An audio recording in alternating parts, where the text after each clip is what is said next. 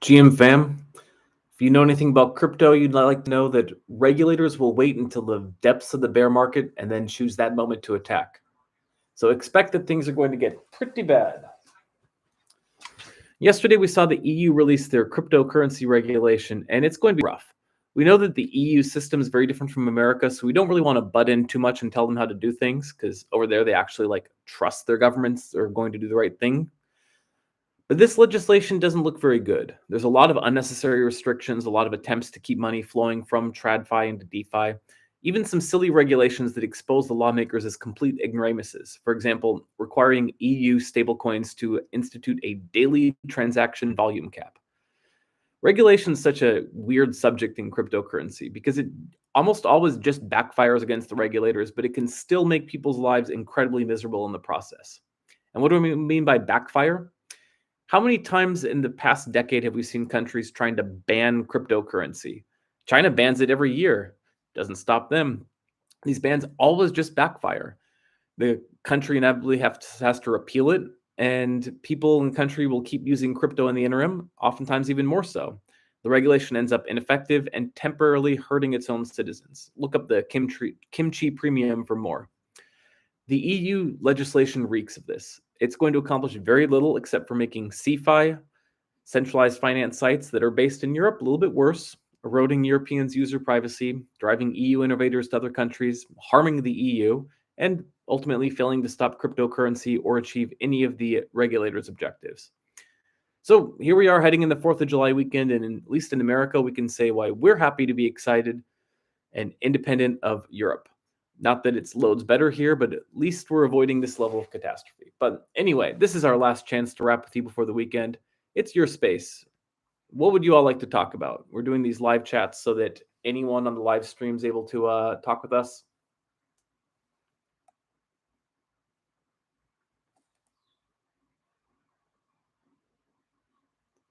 Could we expect more blockchain degrees?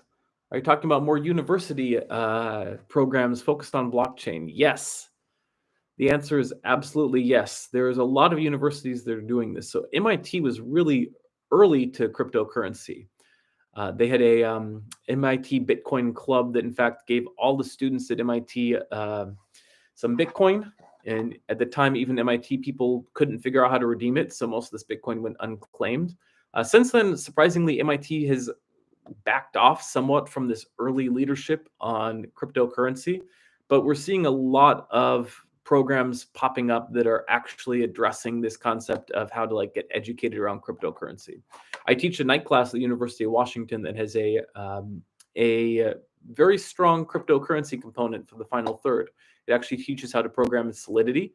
I'd prefer Viper. That being said, even across Europe, there's more. I've noticed educational higher levels of educational institution offering courses in cryptocurrency. That being said, I don't know that I necessarily recommend it. The easiest thing in the world is to push yourself to do some sort of coding tutorial. I definitely recommend Viper. The ApeWorks Viper tutorial is a really great way to get some basics. And simply understanding how to program smart contracts is going to give you a huge leg up. I can't say anything specifically about the University of Malta program, but if you're not able to or not willing to learn to code, then yeah, I suppose it's better than nothing. I want to support all the universities that actually are integrating this in their curriculum because one of my responsibilities is to do a lot of cryptocurrency outreach, especially with universities, and we want there to be more educated students just learning about this. Because it's that or you're going to learn it from Elizabeth Warren, and she's not proving herself terribly bright. I'm seeing a few people hopping in, more questions about anything, cryptocurrency. We're talking about regulation today. We can talk about anything, record curve fees.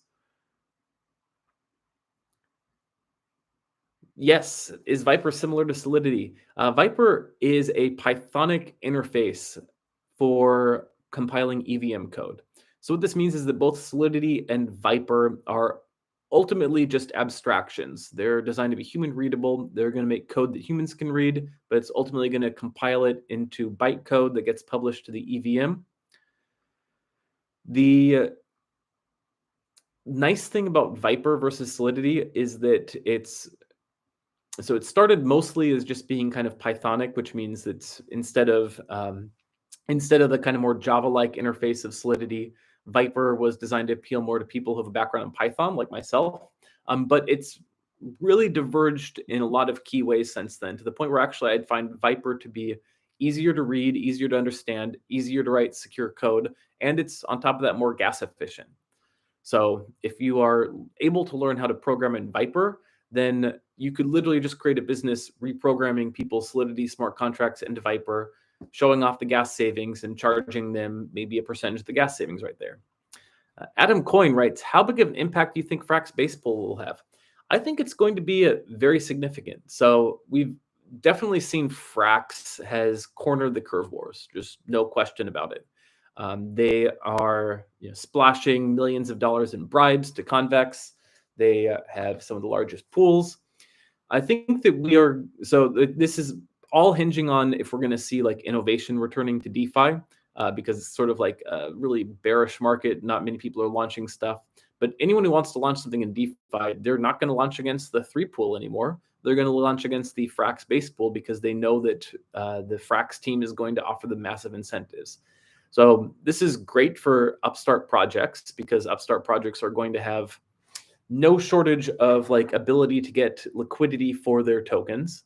It's also great for Frax because Frax is going to become the most useful token in all of DeFi. You're going to be able to use Frax to get into every new pool that launches.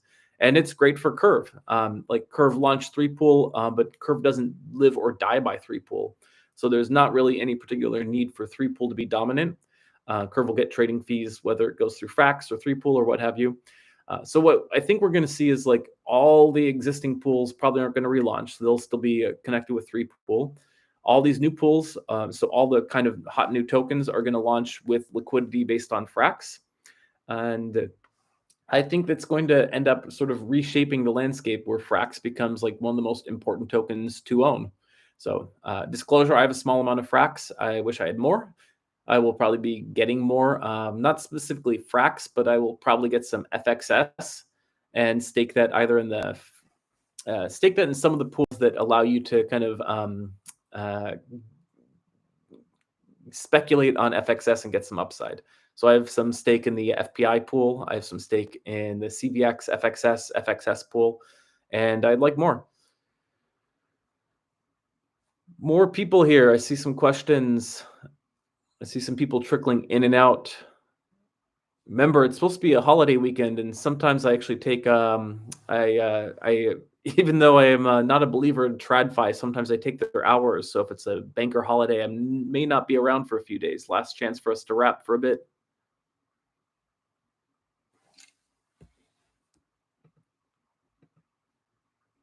All right, not seeing a whole lot. Make sure to check out the Discord. Also, I have to recommend that everybody, particularly regarding the EU legislation, check out the link in the article I'm sending out today. There's been some good cryptocurrency organizations that the EU Crypto Initiative in particular, it's been fighting back against some of the madness. They're doing a really good job. So I'd like to see more people support them. If you have money on the sidelines, you should definitely give them some funding. Could we expect an app from Curve, like an iPhone app?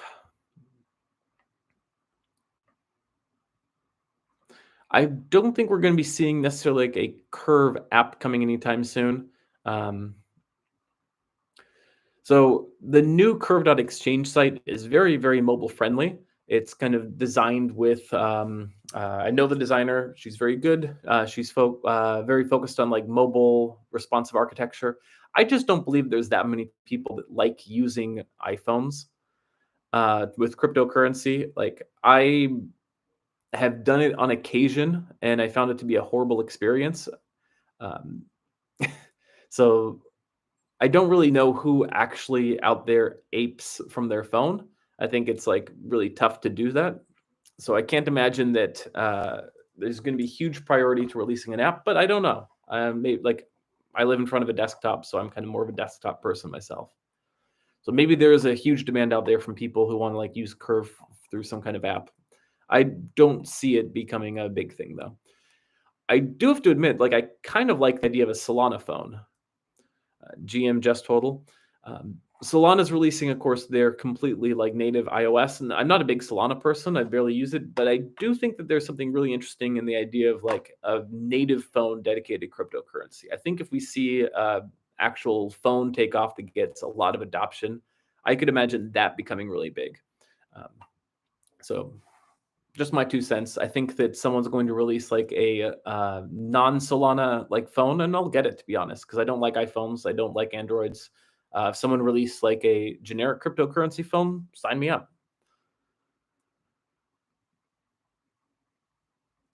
All right. So just Toddle. I'm about to log off, but answering any final questions because I'll probably be away for a few days. So any final questions? Any final topics in crypto to talk about? You got it, VS.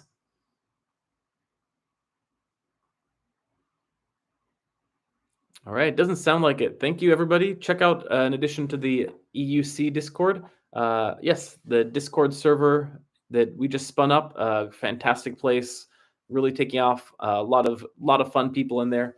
So if you didn't get the link, I will drop that, I suppose, in the chat here after I log off. Um, if not, you can find it through my Twitter feed. It was in the pinned post from yesterday. I'll pin it into today's post as well.